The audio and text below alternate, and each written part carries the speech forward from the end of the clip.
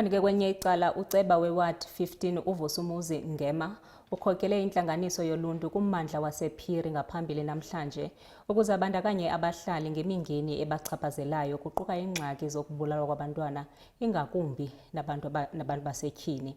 uNgema uthi eliphulo lijolise ekunikeni abahlali ithuba lokuphakamisa iingxalabo zabo kunye nokuxoxa ngezisombululo ezinokubakho.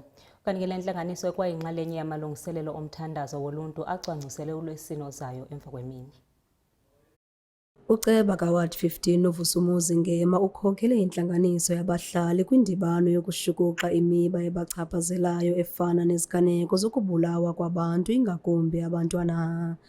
Kwesinye seziganeko seso senkwenkwana eneminyaka emihlanu ebibhaqwe ibulewe yatshiswa ebutsheni bale nyanga. Sibe negameko la kutholakala ukuthi kunezingane ezisanda kuzalwa ezilahlwe igangeni.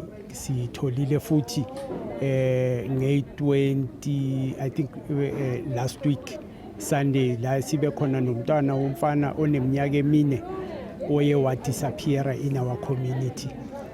Uthe uma etholakala watholakala ukuthi useshonile ushiswe nokushiswa okuyinto leyo eye yaphazamisa kakhulu umphakathi wasekuhlaleni, yenza nje ukuthi impilo zethu zingaphumuli zingajabuli. Embindini walenxuba kaxaka isimemelelo seso songenelelo ekuqiniseni ezokhuseleko. We have noticed ukuthi ezintweni ezibandakanya umphakathi ubuholi bamasonto bala Ward 15 abuveleli.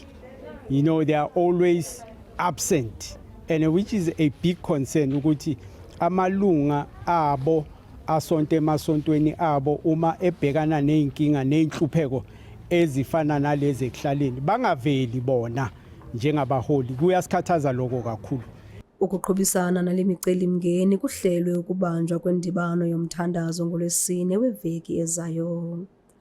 Kwiindaba zeSoweto TV, ndinguNomzabalazo Mduka ePhiri.